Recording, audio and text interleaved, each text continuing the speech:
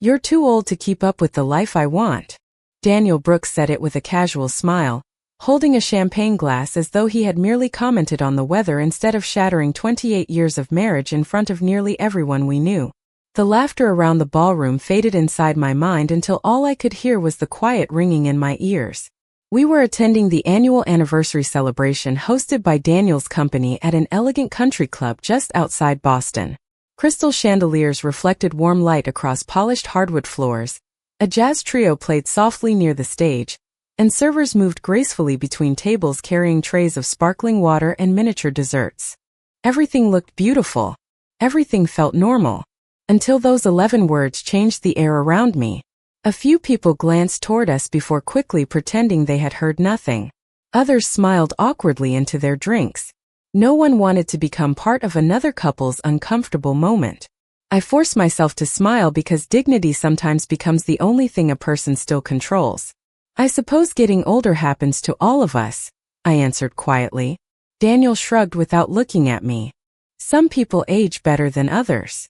A younger woman from his marketing department laughed a little too quickly before realizing no one else had joined her.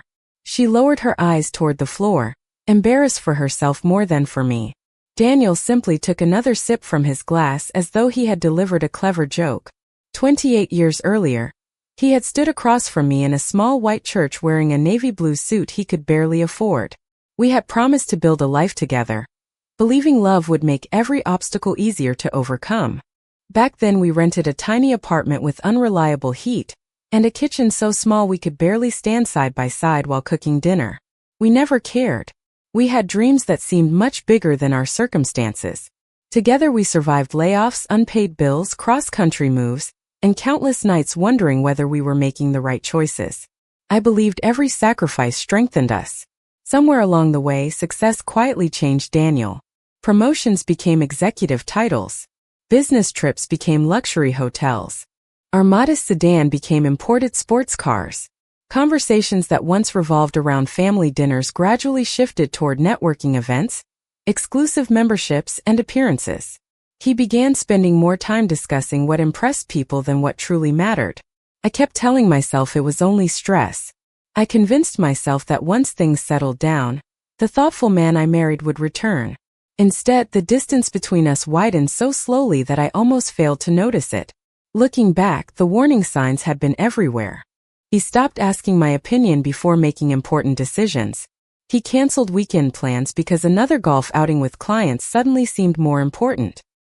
He complimented strangers more often than he spoke kindly to me. Every change felt too small to confront on its own. Yet together they quietly transformed our marriage into something I no longer recognized. That evening, as conversations resumed around us, Daniel excused himself to greet several executives near the ballroom entrance. Within moments he was laughing comfortably again, effortlessly charming everyone around him. Watching him from across the room, I realized something that frightened me more than his cruel words. He genuinely believed he had done nothing wrong. I stepped outside onto the stone terrace overlooking the golf course. The September air carried just enough chill to remind me autumn was approaching. Beyond the rolling fairways, the last traces of sunset disappeared behind distant trees while tiny lights illuminated the walking paths below. I rested both hands against the cool railing and took a slow breath. Tears threatened to appear, but I refused to let them. Not there. Not where someone might mistake quiet pain for weakness. A gentle voice interrupted my thoughts. "Are you all right?" It was Linda, one of Daniel's longtime coworkers, holding 2 cups of coffee. She handed one to me without waiting for an answer. Sometimes people become so busy chasing the next version of themselves that they forget who helped them become the person they are. I smiled politely, grateful for her kindness even though neither of us mentioned Daniel by name. We stood together in silence for another minute before returning inside. The evening continued exactly as scheduled. Awards were presented. Music played. Couples danced. Cameras flashed. Anyone looking at the photographs later would probably assume everyone had enjoyed a perfect celebration. Photographs rarely capture the moment a heart quietly changes direction. As Daniel laughed beneath the bright ballroom lights, surrounded by colleagues who admired his confidence, I made a decision without telling a single person. I would never beg someone to recognize my worth.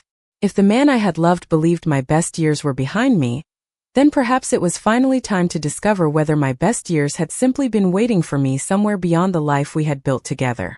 The drive home lasted just under 40 minutes, yet Daniel barely spoke more than a dozen sentences. The soft glow of the dashboard illuminated his face as he focused on the highway, occasionally checking messages that appeared on the screen built into the car. I watched the familiar streets pass by outside my window and realized I no longer recognized the silence between us. Years earlier we would have laughed about awkward speeches, complained about overpriced dinners, or planned breakfast for the next morning. That night the only sound came from the tires rolling across the pavement. When we finally reached our house, Daniel loosened his tie, walked inside without waiting for me, and disappeared into his home office. I remained in the foyer for several moments, staring at the framed family photographs lining the hallway. There was one from our honeymoon in Maine, another from the day we bought our first home, and another showing us standing proudly beside our daughter after her college graduation. Every picture captured two people smiling at the camera.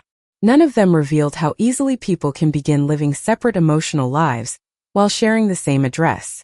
The next morning I woke before sunrise as I always had. I brewed coffee, watered the flowers on the back patio, and packed Daniel's lunch exactly the way I had done for years. Habit can survive long after hope begins to fade. When he entered the kitchen, he glanced at the lunch container and sighed. "You really do not have to keep doing this," he said while checking his watch. "I know how busy you are," I replied quietly. "I wanted to." He shrugged. "I usually eat with clients anyway." He picked up his briefcase, thanked me almost automatically, and left before taking a single sip of the coffee I had prepared. I stood alone in the kitchen listening to the garage door close, wondering when kindness had become something inconvenient. Later that afternoon my closest friend, Carol Henderson, invited me to lunch at a small cafe overlooking the harbor. She immediately noticed the exhaustion behind my smile. "Something happened," she said gently. I considered denying it, but after nearly 3 decades of friendship there was little point pretending. I told her about the company celebration, Daniel's comment, and the uncomfortable silence that followed. Carol did not interrupt once. She simply stirred her tea until I finished speaking. "Do you know what worries me the most?" she finally asked. "It is not that he said something cruel. It is that he felt comfortable saying it where everyone could hear." Her words settled heavily in my mind because I knew she was right. Respect rarely disappears overnight. It fades one small choice at a time. Over the following week I began noticing details I had ignored for months. Daniel purchased several new designer suits even though his closet was already full.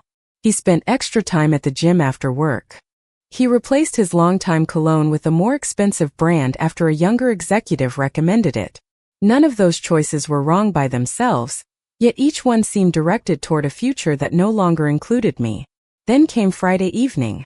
Daniel arrived home carrying an expensive garment bag. He carefully removed a tailored tuxedo and hung it near the bedroom window. "Another company event?" I asked.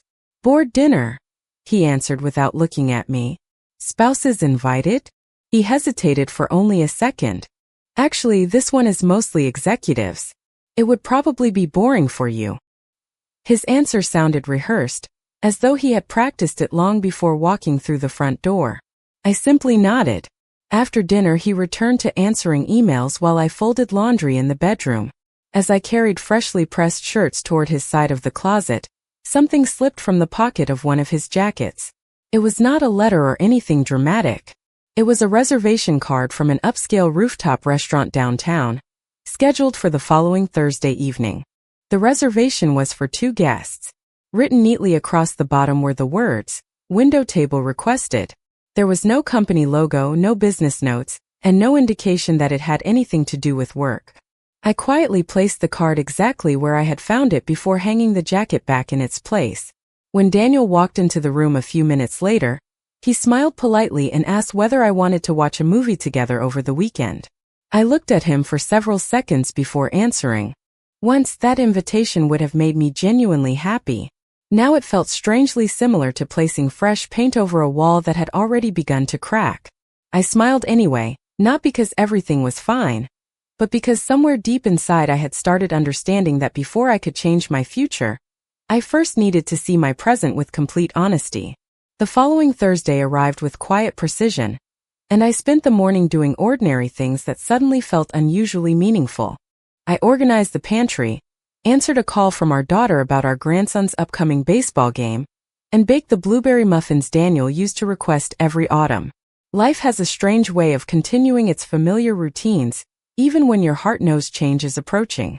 Around noon my phone rang. It was Carol. "Would you like to have dinner tonight?" she asked. "I know it is short notice, but I thought we could try that little Italian place downtown." I almost accepted before remembering the reservation card, hidden inside Daniel's jacket. The restaurant she mentioned was the very same rooftop restaurant printed on the card. I paused for a moment. "Actually," I replied, "that sounds nice." We agreed to meet at 7 o'clock. By the time I arrived, the restaurant overlooked the city skyline glowing beneath the first lights of evening. Soft music drifted across the terrace while couples talked quietly beneath hanging lanterns. Carol was running about 15 minutes late because traffic had slowed outside the harbor tunnel, so I waited near the entrance enjoying the cool breeze. Then the elevator doors opened. Daniel stepped out wearing the tuxedo I had pressed 2 days earlier. He looked confident, relaxed, and almost 20 years younger than he had seemed at home. Beside him walked a woman from his office whom I recognized from the anniversary celebration. Her name was Vanessa. She was dressed elegantly, smiling as Daniel held the restaurant door open for her. Neither of them noticed me standing near a large decorative planter. They were laughing about something that had happened during a meeting. Their conversation sounded easy, familiar, and comfortable. Daniel guided her toward the very window table listed on the reservation card. There was nothing dramatic about what I witnessed. No argument. No betrayal that could be captured in a single photograph. What hurt was something much quieter. He looked genuinely present. It was the same expression he used to wear when we shared simple dinners during the early years of our marriage. Carol arrived a few minutes later, and immediately understood from my face that something had happened. She followed my gaze without asking questions. Her eyes rested briefly on Daniel before returning to me. "Do you want to leave?" she asked softly. I surprised both of us with my answer. "No," I said. "I would like to have dinner." We asked for a table on the opposite side of the terrace where neither of them could easily see us. Throughout the meal, Carol never encouraged anger or revenge. Instead, she asked thoughtful questions I had avoided asking myself. "When was the last time you felt truly appreciated?" I searched my memory but could not answer. "When was the last time you did something simply because it brought you joy?" Again I remained silent. Somewhere between the soup and the main course, I realized nearly every decision I had made during the past decade revolved around supporting Daniel's career, Daniel's schedule, Daniel's priorities, and Daniel's ambitions. Without noticing it, I had slowly disappeared from my own life. On the drive home I did not cry. That surprised me more than anything else. I simply felt calm, as though the last missing piece of a puzzle had quietly settled into place. Daniel returned shortly before 10 o'clock carrying the faint scent of expensive cologne and fresh autumn air. "How was your evening?" I asked while closing the novel I had barely been reading. "Long," he answered casually. "Board members always have too much to discuss." He smiled politely before heading upstairs. The answer came so naturally that I wondered whether he had practiced that one as well. I remained in the living room until the house grew completely silent. Then I walked into my small sewing room, opened the bottom drawer of an old oak cabinet, and removed a leather notebook I had not touched in years. Inside were handwritten lists from a much younger version of myself, places I wanted to visit, courses I hoped to take, a small bakery I once dreamed of opening, volunteer programs I had planned to join after retirement. Every page reminded me that before I became someone's wife, I had also been someone with dreams of my own. I carried the notebook into the kitchen, poured myself a cup of tea, and began writing beneath the final entry. The first sentence was simple. It did not mention Daniel. It did not mention marriage. It did not mention disappointment. I wrote, "Tomorrow I begin building a life that belongs to me." The next morning I woke before dawn, not because I had slept well, but because my mind finally felt clear. For the first time in years, I was not thinking about how to repair someone else's happiness. I was thinking about my own. The notebook remained open on the kitchen table beside an untouched cup of coffee. I read the sentence I had written the night before several times before adding another. Small steps still move you forward. Those 6 words became my promise to myself. After breakfast, I opened my laptop and searched for community classes offered through the local college. I found courses in business management, digital marketing, baking, and small business finance. Years earlier, I would have dismissed the idea immediately, convincing myself I was too busy or too old to begin again. This time I enrolled before fear had the chance to interrupt me. My first class would begin in 2 weeks. That afternoon I visited a small bookstore downtown and bought 3 notebooks, a planner, and 2 books about entrepreneurship. The young cashier smiled as she placed everything into a paper bag. "Starting something new?" she asked. I smiled back. "Yes, I think I finally am." It felt strange saying those words aloud because they sounded both unfamiliar and completely true. Over the following days, I quietly changed my routine. Instead of waiting for Daniel to tell me his schedule, I created one of my own. Every morning I walked 3 miles along the waterfront before stopping at a neighborhood cafe to read for an hour. I joined a weekend baking workshop led by a retired pastry chef who had once owned one of the most respected bakeries in the county. His name was Arthur Collins, and during the first session he looked around the room before saying something I never forgot. "The only people who fail are the ones who stop learning." Those words settled deeply inside me. I realized I had spent too many years believing my life was already written simply because I had reached a certain age. Daniel noticed the changes almost immediately. One Tuesday evening he arrived home expecting dinner to be waiting on the table, only to find a handwritten note beside the fruit bowl. It simply read, "Dinner is in the refrigerator. I have class tonight. I will be home around 9 o'clock. When I returned, he was sitting in the living room watching the evening news. "You signed up for classes?" he asked with mild surprise. "Yes," I answered while placing my books on the coffee table. "I thought it was time." He looked at the stack of textbooks before giving a small laugh. "Business courses?" he asked. "That seems ambitious." His tone was not openly cruel, yet it carried the quiet disbelief of someone who had already decided how my story would end. I met his eyes calmly. "Ambition is not limited by birthdays." He did not reply. Instead, he returned his attention to the television while I carried my notebooks upstairs. The conversation lasted less than a minute, but something inside me had shifted forever. For the first time in years, I had answered without apologizing for wanting more. As autumn settled across New England, the maple trees lining our street transformed into brilliant shades of red and gold. My planner gradually filled with assignments, volunteer projects, and meetings with people who knew nothing about my marriage. They only knew me as Evelyn, the woman who asked thoughtful questions, stayed after class to practice, and arrived early every single week. One Saturday afternoon, our daughter Emily stopped by unexpectedly with my grandson Noah. While Noah played in the backyard, Emily noticed the business book spread across the dining room table. "Mom," she said with a curious smile, "I have not seen you this excited about something in a long time." I laughed softly because she was right. I forgot what it felt like to learn something just because I wanted to. Emily reached across the table and squeezed my hand. "I always thought you could do anything you wanted," she said. "I just do not think you believed it yourself." After they left, I stood at the front window watching their car disappear down the quiet street. Her words echoed in my thoughts long after sunset. Maybe this journey was never about proving Daniel wrong. Maybe it was about proving to myself that the dreams I had placed on a shelf years ago had never truly disappeared. They had simply been waiting patiently for me to come back and find them. By early December, my calendar looked nothing like it had only a few months earlier. Every week contained classes, volunteer shifts at the community food pantry, baking workshops with Arthur Collins, and planning sessions with a small group of local entrepreneurs who met every Wednesday evening inside the public library. None of them cared how old I was. They cared whether I arrived prepared, contributed thoughtful ideas, and followed through on my commitments. That simple difference changed something inside me. One Wednesday after class, Arthur asked me to stay behind for a few minutes. He carried a tray of fresh sourdough loaves from the kitchen and placed one in front of me. "Taste it," he said. I broke off a small piece and smiled immediately. The crust was crisp, the center was soft, and the flavor reminded me of the bread my grandmother used to bake every Sunday morning. Arthur nodded as he watched my reaction. People do not return because bread is perfect, he said.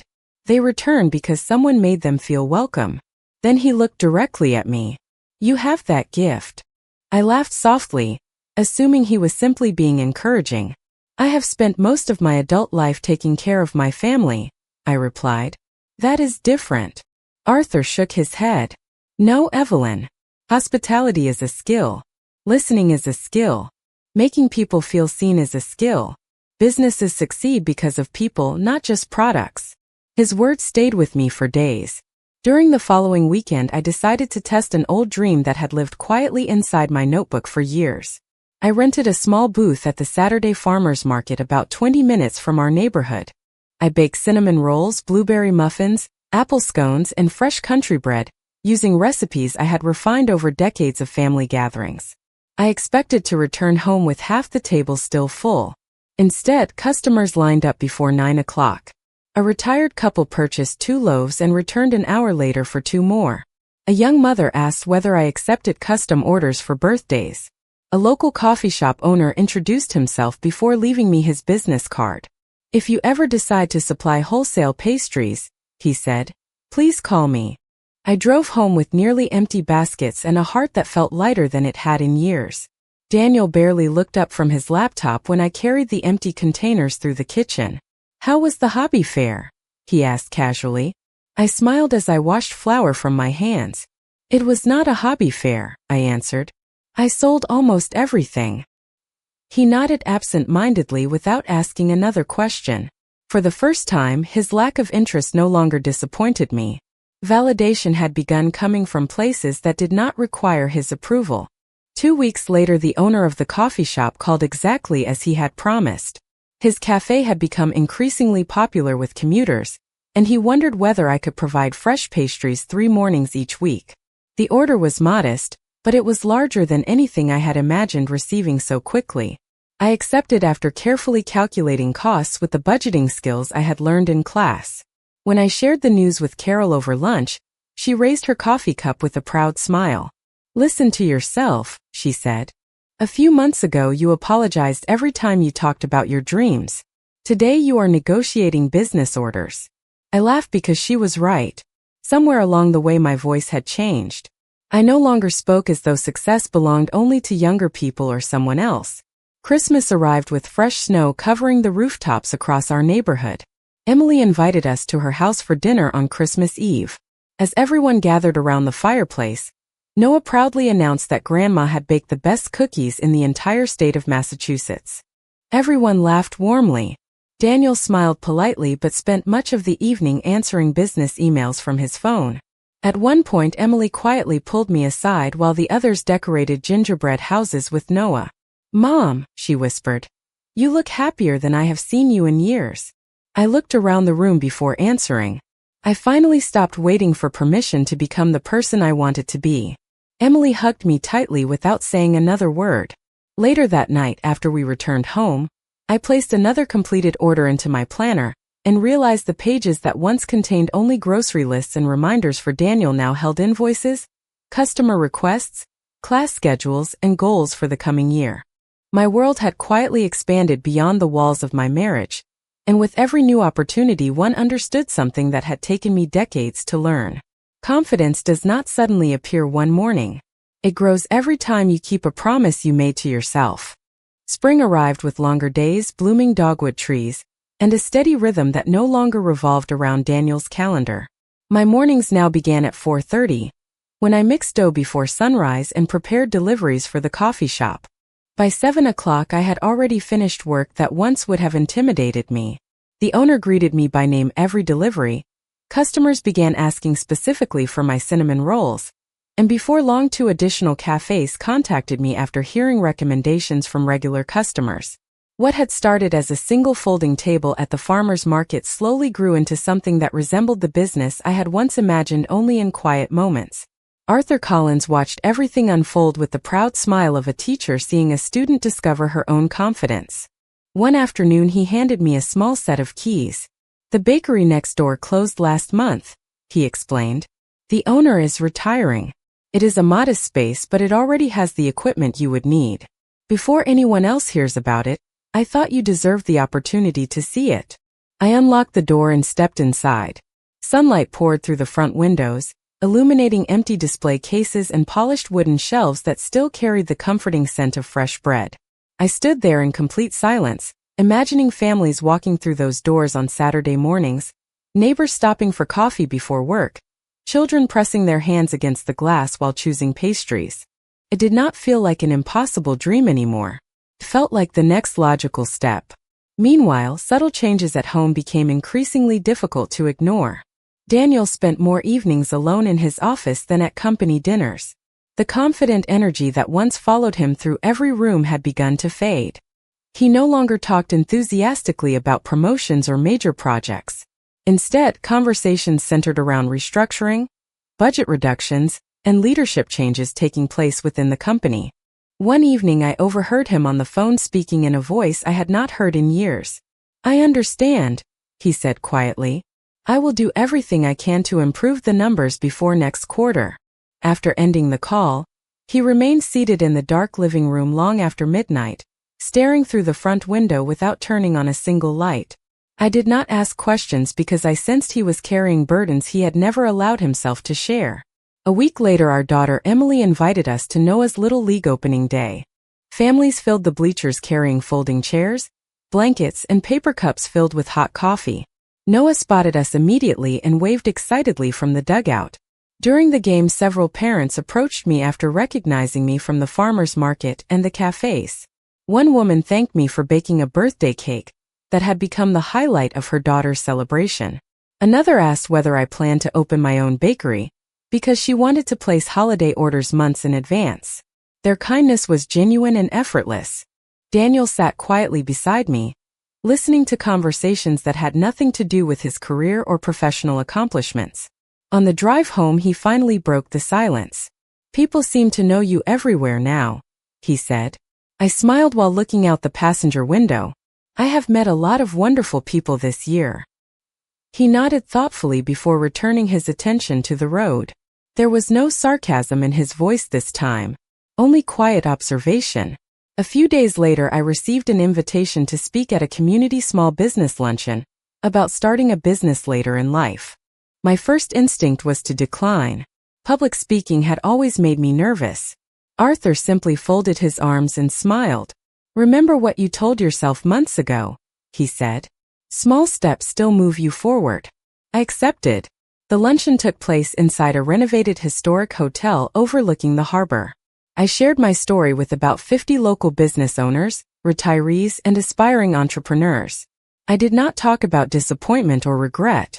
I spoke about rediscovering forgotten dreams, learning new skills, and refusing to believe that age determines possibility. When I finished, the audience stood and applauded. Several people waited afterward simply to thank me for giving them hope that it was not too late to begin again. As I gathered my notes, I noticed a familiar figure standing quietly near the back of the ballroom. Daniel had arrived without telling me. He remained there for a long moment, watching strangers congratulate the woman he had once believed had nothing left to become. He did not interrupt. He did not approach the crowd. He simply stood in thoughtful silence, and for the first time in many years, I saw uncertainty replace certainty in his eyes. The weeks following the luncheon passed more quickly than I expected. Construction crews repainted the small bakery, new shelves were installed, and the old sign above the entrance was carefully replaced with one that simply read Evelyn's Table. Every choice inside the shop reflected the kind of place I had always imagined creating. Warm lighting replaced harsh fluorescent fixtures. Fresh flowers stood near the front register. A community bulletin board welcomed local events and charity drives. I wanted every customer to feel as though they had walked into a neighbor's kitchen instead of just another business. Opening day arrived on a bright Saturday morning in early June. I unlocked the front door just before 6:30, expecting a quiet start while people slowly discovered the bakery. Instead, nearly 20 customers were already waiting outside. Some recognized me from the farmers market. Others had followed updates through the coffee shops I supplied. Arthur stood near the back of the line wearing his favorite baseball cap and smiling like a proud grandfather. Carol carried a bouquet of sunflowers almost too large to fit through the doorway. Emily arrived with Noah, who insisted on being the first customer to purchase a cinnamon roll using money he had saved from his allowance. Looking around the crowded bakery, I realized something remarkable. Nearly every familiar face represented a relationship I had built during the previous year by simply saying yes to new opportunities. Late that afternoon, after the last customer left, I locked the front door and leaned against the counter, completely exhausted but happier than I could remember feeling in decades. My phone buzzed with a message from Daniel. "Congratulations. I heard the opening went well." I stared at the screen for several seconds before replying. "Thank you." That was all either of us said. The following Friday, the city hosted its annual Small Business Excellence Gala at the Downtown Convention Center. Local entrepreneurs, investors, nonprofit leaders, and community organizations gathered each year to celebrate businesses that had made a positive impact. I attended because the bakery had been nominated for a Newcomer Recognition Award. I wore a simple navy blue dress that made me feel comfortable rather than fashionable. I no longer dressed to impress anyone. I dressed to feel like myself. As I entered the ballroom, several people greeted me warmly by name. They introduced me to restaurant owners, community leaders, and local journalists who wanted to feature stories about businesses that strengthen neighborhoods. While speaking with a group near the stage, I suddenly noticed someone standing across the room. Daniel had arrived as part of his company's corporate sponsorship. For a brief moment our eyes met. His expression was not the confident smile I had seen so many times during business events over the years. Instead, he looked almost surprised, as though he had stepped into a room where everyone knew a version of me he had never taken the time to understand. Throughout the evening, people approached our table to congratulate me on the bakery. One family thanked me for donating bread every Friday to the local food pantry. A school principal described how our scholarship fundraiser had helped purchase books for children. I accepted every compliment with gratitude, always remembering Arthur's reminder that success was built through people, not just products. During the dinner break, I stepped onto the outdoor terrace overlooking the harbor to enjoy a few quiet minutes away from the crowd. A gentle breeze carried the scent of salt water across the evening air. Moments later, I heard footsteps behind me. Daniel walked onto the terrace holding 2 glasses of sparkling water. He offered one to me with a hesitant smile.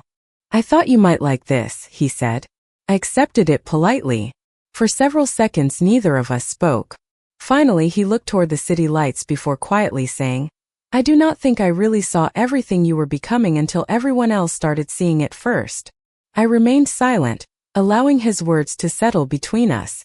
They sounded sincere, yet they also carried the unmistakable weight of someone who had begun realizing that the future he once took for granted no longer belonged only to him. I looked at Daniel for a long moment before taking a slow sip of sparkling water. The harbor reflected thousands of lights across the calm evening, and somewhere behind us the sound of laughter drifted through the ballroom. A year earlier I would have rushed to fill the silence, eager to repair whatever seemed broken between us.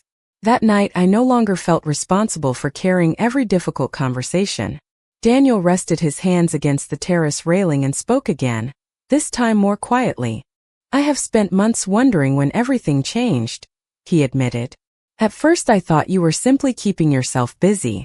Then I realized you had built an entirely new life." I smiled gently. "It did not happen overnight." He nodded slowly. "I know. I just was not paying attention." His honesty surprised me because it lacked the confidence that had once defined every conversation. It sounded like someone finally willing to stop defending himself long enough to see the truth. After several moments he continued, "The company eliminated my executive division last month. I still have a position, but it is nothing like before. Most of the people I thought were close friends disappeared almost immediately. The invitations stopped. The phone became quieter." He laughed softly, though there was little humor in it. "It turns out status attracts more people than character does." I listened without interruption. There was no satisfaction in hearing his struggles. Life had already taught me that disappointment rarely makes another person's pain feel rewarding. Daniel looked toward me again. When I watched everyone congratulating you tonight, I finally understood something I should have realized years ago. They were not there because of your bakery alone. They were there because of the way you make people feel. You built relationships while I spent too much time building an image. His words echoed something Arthur had told me months earlier. Businesses succeed because of people, not just products. Somehow Daniel had arrived at the same lesson through a much harder path. He took a careful breath before speaking again. I have made mistakes, Evelyn. More than I wanted to admit. I kept believing there would always be time to fix them later. He lowered his eyes briefly before continuing. If there is any chance at all, I would like us to try again.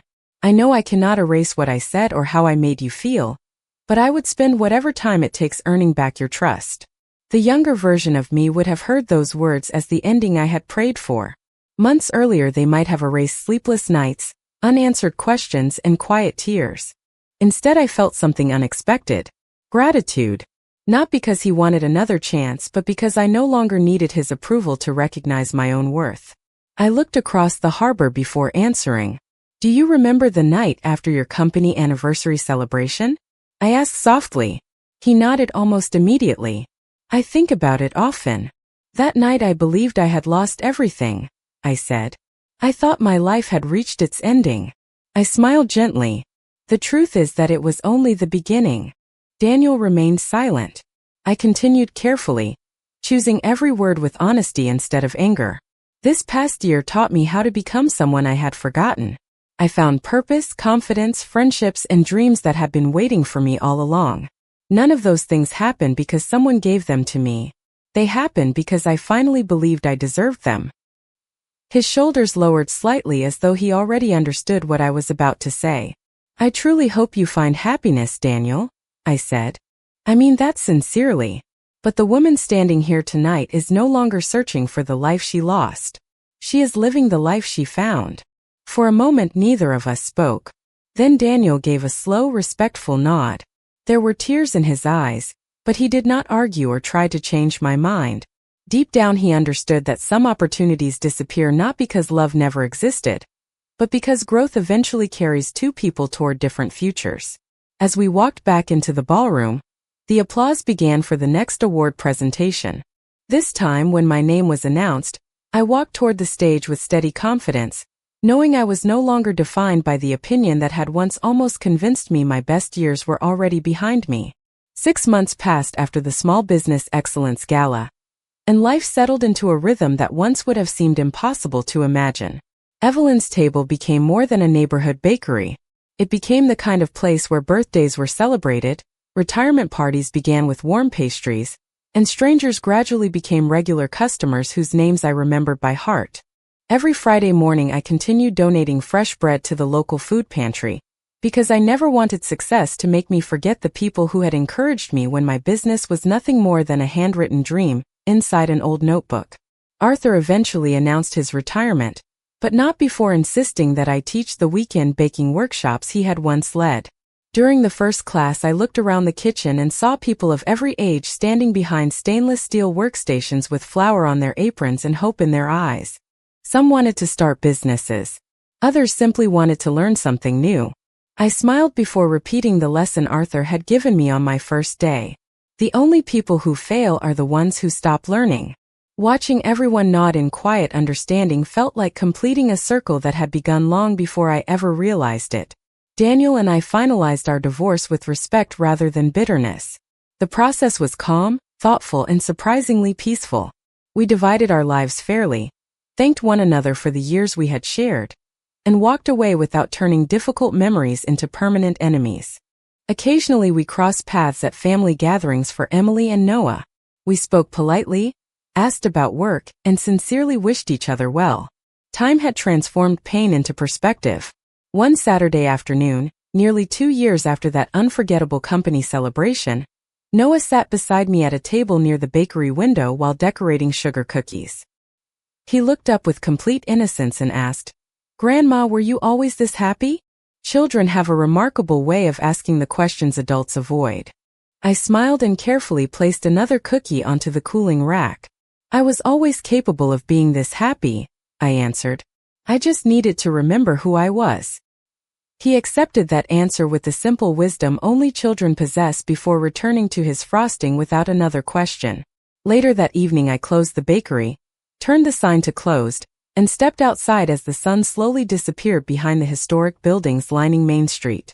The sidewalk buzzed with neighbors greeting one another, families walking hand in hand, and customers carrying boxes tied with the same blue ribbon that had quietly become the bakery's signature. I stood there for a moment, breathing in the familiar scent of fresh bread drifting through the open doorway behind me. My phone buzzed with a message from Emily. She had sent a photograph of Noah proudly holding the cookies he had decorated, along with a simple note that read, "He says Grandma taught him that it is never too late to learn something new." I laughed softly because those words no longer belonged only to me. They had become part of the life I was helping others build as well. As I locked the front door, I thought back to the woman who had once stood alone on a country club terrace wondering whether the best years of her life had already slipped away.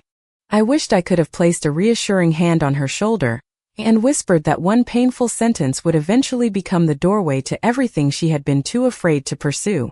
I would have told her that confidence grows quietly, opportunity often arrives disguised as change, and self-worth can never safely depend on another person's opinion. Most of all, I would have thanked her for choosing courage instead of surrender. Because without that decision, this bakery would never have existed. These friendships would never have formed. These dreams would never have found room to breathe. And I never would have discovered that the richest chapters of life sometimes begin only after the story you expected comes to an end. As I walked toward my car beneath the warm glow of the streetlights, I realized I no longer measured my life by what I had lost. I measured it by everything I had finally found.